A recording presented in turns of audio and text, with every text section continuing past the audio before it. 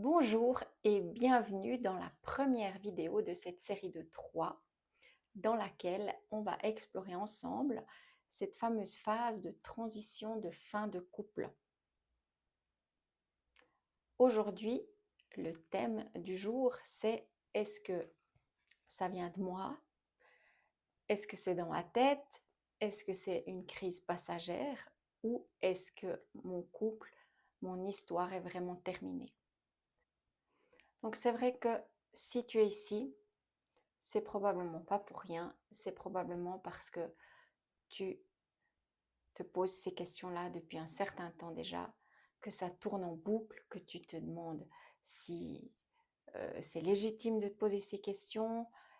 Est-ce que tu devrais pas plutôt faire le point dans ta poche, faire un effort? En effet, tout va bien. Si on regarde ta situation depuis l'extérieur, c'est fantastique. Tu as tout ce dont quelqu'un de ton âge, de ta situation peut rêver. Et les gens, probablement à qui tu en parles, te donnent des phrases toutes faites, des remarques qui ne t'aident pas à avancer en fait. Ce genre de petites remarques comme mais pense à tes enfants, ou alors ce genre de phrases toutes faites, on sait ce qu'on a, mais on ne sait pas ce qu'on peut trouver. Ou quand même, à ton âge, ou dans un couple qui a une durée comme le tien, c'est normal que ça soit plus la lune de miel, c'est normal que ça soit difficile. Tous les couples traversent des mauvaises passes, ou alors consulte un thérapeute de couple, mais en fait, tu as déjà probablement essayé toutes ces pistes. À une époque où j'avais fait appel pour moi à un thérapeute de couple il y a longtemps, je me souviens encore de cette frustration qui en ressortait quand le thérapeute en question passait beaucoup de temps à nous dire vous devez créer un espace pour vous retrouver, vous devez euh, euh, organiser des soirées à deux, laisser les enfants pour vous retrouver. Et puis en fait, tout ça, c'était des injonctions. C'était juste une énorme pression de plus qui me faisait me sentir pas à ma place, qui me faisait me sentir dans un état où j'avais l'impression qu'on attendait de moi que je m'adapte à une situation qui en fait n'était pas spontanée pour moi, et c'est pas, à mon avis, la solution. C'est pas le chemin. Peut-être que certains couples, oui, à des moments de leur histoire, doivent se réajuster, prioriser les moments à deux, etc. Mais quand on en est à cette phase où on se pose des questions, vraiment, est-ce que je dois partir? Est-ce que je dois rester? Est-ce que c'est terminé? Là, c'est plus le moment de euh, chercher à rallumer la flamme. C'est le moment de se poser les vraies questions. Souvent, souvent quand on fait appel à un thérapeute, un coach pour couple ou que sais-je, on va pas nous amener à nous poser les vraies questions de comment reconnaître si on est dans une crise passagère ou si c'est la fin d'une histoire, d'une étape. Euh, les thérapeutes de couple en général, leur but, ce qui est très bien, c'est d'essayer de faire rester le couple ensemble. Mais à un moment donné, il faut quand même faire le bilan et se poser la question, est-ce que le but c'est de rester ensemble, ou le but c'est de savoir où on en est pour passer à la prochaine étape. Comme je dis souvent, la fin d'une histoire dans un couple, la fin d'un couple, ne veut pas dire la fin de notre histoire avec cette personne. On peut terminer un chapitre pour recommencer un nouveau couple avec la même personne, mais on n'a absolument aucun pouvoir là-dessus. On ne peut pas savoir avant d'avoir pris la décision de quitter ce couple si notre prochain couple il va être avec la même personne ou avec une autre personne. On a le choix après bien sûr de signer à nouveau ou pas, mais on n'a pas de pouvoir sur l'autre personne, sur le fait de comment elle va changer, comment elle va se positionner, et nous, dans quelle direction on va aller. Par contre, on a le choix sur la décision qu'on prend aujourd'hui. Et pour ça, c'est important de savoir reconnaître les signes et de savoir où on en est. Peut-être qu'au fond de toi, tu as déjà perçu que tu arrives à la fin de cette histoire. Et ça, en fait, déjà souvent c'est inconfortable, c'est très inconfortable et on n'a pas envie d'être à ce stade-là. On n'a pas tellement envie d'avoir à prendre ces décisions-là. Et notre cerveau humain, qui cherche toujours à nous protéger, il va tout faire pour nous garder dans cette zone de sécurité, dans cette zone de connu, dans cette zone de confort. Donc, il va nous donner tout un tas de leurres ou d'illusions pour qu'on croie que la meilleure chose pour nous, c'est de rester dans cette situation. Ou alors, on va faire en sorte que la situation devienne tellement pourrie, tellement inconfortable qu'on soit obligé de partir. Et c'est là où en général les choses se gâtent, où les choses deviennent cataclysmiques et on n'est pas obligé d'en arriver là. Vraiment, on n'est pas obligé. En 2026, on doit être assez évolué, on peut être assez évolué pour faire un bilan et prendre la décision de partir. Et avant d'en arriver là, c'est normal de passer par cette phase de confusion, de doute énorme, de grands questionnements où on va se demander est-ce que je fais bien? Est-ce que je ne vais pas le regretter? Et qu'est-ce qu'il en est de mes enfants? Et qu'est-ce qu'on va penser de moi? Est-ce que je suis une mauvaise personne?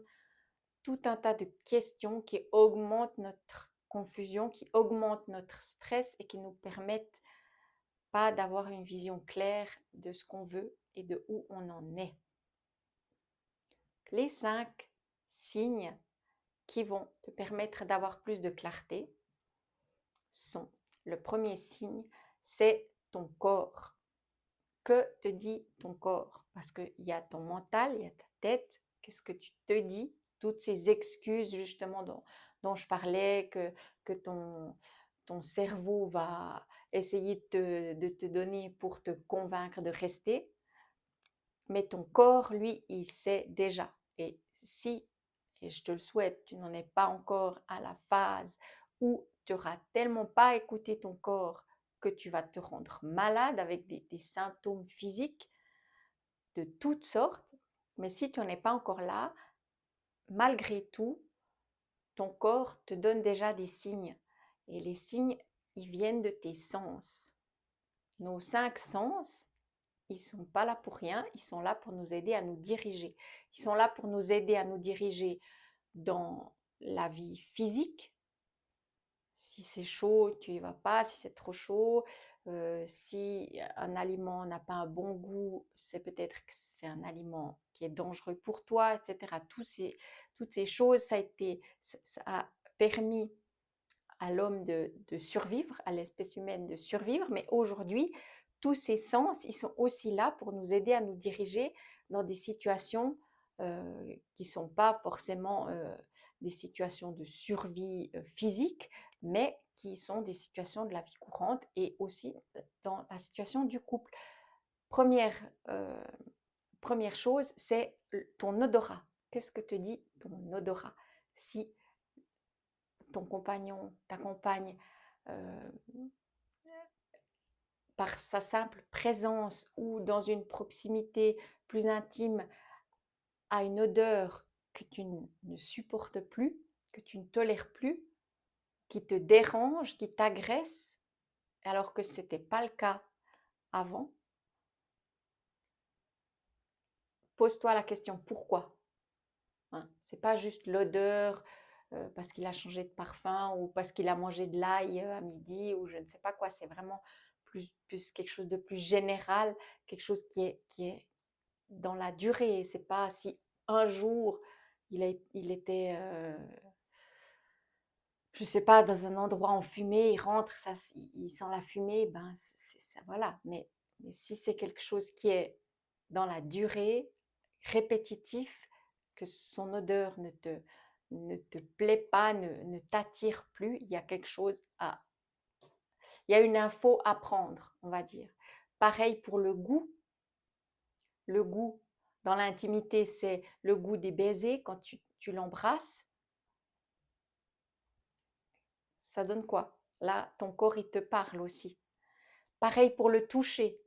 Le toucher, c'est pas forcément même pas forcément dans l'intimité, mais quand tu es par exemple chez toi, il passe à côté de toi, il te touche, il te frôle ou il te touche intentionnellement ou pas. Quelle est ta réaction? Ça peut être une réaction imperceptible, mais parfois c'est une réaction de sursaut, de défense vraiment, où là tu sens que ton corps réagit avant ta tête. Donc même ça peut être même ton, ton ouïe, ton audition, où tu l'entends mâcher ou faire des bruits, des choses qui ne te dérangeaient pas avant, qui te dérangent. Même on peut aller jusqu'à la vision, à la vue.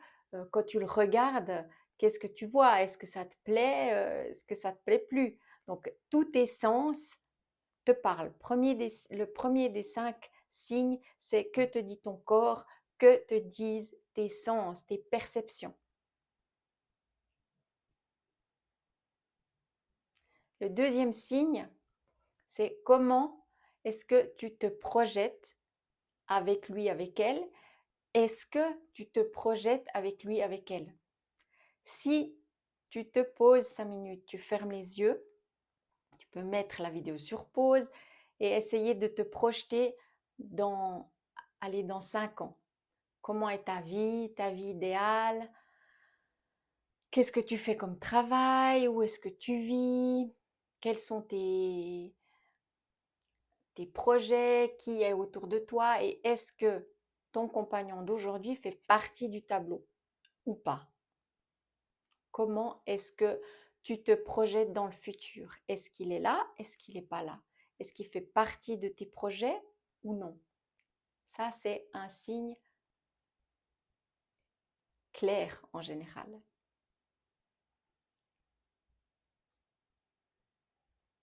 Le troisième signe, c'est est-ce que cette personne est la personne à qui tu penses en premier quand tu as reçu une bonne nouvelle ou une mauvaise nouvelle? Quand tu vis quelque chose d'intense et que tu as envie de le partager avec quelqu'un, à qui est-ce que tu penses en premier? Qui tu appelles en premier? Si tu appelles ta mère ou ta meilleure amie avant de penser à ton compagnon, c'est peut-être que finalement, c'est devenu un colocataire plutôt qu'un compagnon de route avec qui tu avances main dans la main. Ça ne veut pas dire qu'il ne faut pas appeler ta mère, hein, mais on est d'accord. Ça, c'est un des signes, c'est le troisième signe. Le quatrième signe, on revient un petit peu dans le corps, c'est-à-dire comment tu te sens quand tu es dans sa présence et quand il n'est pas là. Donc, comment tu te sens en sa présence, comment tu te sens quand il ou elle part, sort de la pièce, sort de la maison, quand tu es seul. Est-ce que ça t'est arrivé? Est-ce que ça t'arrive de sentir ce relâchement quand tu es plus en sa présence? Prête attention à ça. Et ça, c'est the signe pour moi. Mais à explorer. Le dernier de ces 5 signes, c'est un petit peu plus basique, mais à quand remonte votre dernier fou rire, votre dernier partage de rire ensemble? On parle de complicité là, vraiment. Donc, à quand est-ce que ça remonte? Est-ce que c'est quelque chose qui fait partie de votre quotidien? Parce qu'on peut avoir un couple qui traverse une phase de repositionnement, de restructuration un petit peu plus compliquée, mais la complicité, elle est toujours là. Quand l'histoire est terminée, souvent la complicité, elle est très très diluée, voire inexistante. Avec tous ces signes, ou peut-être même avant tous ces signes, au fond de toi, probablement, je suis presque sûre à 100% qu'au fond de toi, tu sais déjà où tu en es. Tu as déjà cette réponse en toi. Ce que tu peux faire, c'est revenir à la vidéo, la réécouter et noter pour chacun des signes ce qui te vient. Ça te permettra d'y revenir après à ce que tu as écrit. Mais en tout cas, essaye de te connecter à ce qu'il y a au fond de toi et là, je suis sûre que ta réponse, tu l'as déjà. Je suis sûre que ta réponse, tu l'as déjà. Mais souvent, on continue à chercher, on continue à essayer de trouver comme un autre chemin, de trouver quelqu'un qui va nous dire mais non, tu peux faire comme ci, comme ça. Ou alors, on aimerait bien souvent que quelqu'un nous dise tu as raison, tu fais bien, c'est une bonne chose de décider de quitter ce couple. Ou alors, dans l'idéal, ce qu'on aimerait souvent, c'est que ce soit l'autre qui prenne la décision. Mais la question, la grande question que personne ne se pose souvent, c'est si ces 5 prochaines années, ton couple devait rester comme il est maintenant, est-ce que tu signerais pour vivre 5 ans encore dans ce couple comme il est aujourd'hui ou pas? Et peut-être que ça fait même déjà 5 ans ou plus que tu es dans ce couple comme il est aujourd'hui, en espérant que quelque chose va changer, qu'une réponse va tomber du ciel ou qu'il y a un coup de baguette magique qui va changer ton partenaire. Je te rappelle, j'en ai déjà parlé, mais je te rappelle que tu n'as aucun pouvoir sur ton partenaire ou ta partenaire. Tu ne pourras pas le changer. Et ça ne te sert absolument à rien d'attendre qu'il change. Par contre, tu as du pouvoir sur comment tu te positionnes toi, sur comment tu changes toi, sur comment tu ramènes les choses à toi, à ta responsabilité et surtout tu as tout le pouvoir sur ta décision à toi. Donc aujourd'hui, après avoir fait ce petit bilan, je ne te demande pas de décider quoi que ce soit. Je te demande même plutôt de ne pas décider aujourd'hui. Je te demande de ne pas décider aujourd'hui. Simplement observe. Laisse tous ces signes dont on a parlé résonner comme ça en toi au cours de la journée, demain, etc. Regarde, sois attentif, attentive dans ton quotidien à ces signes.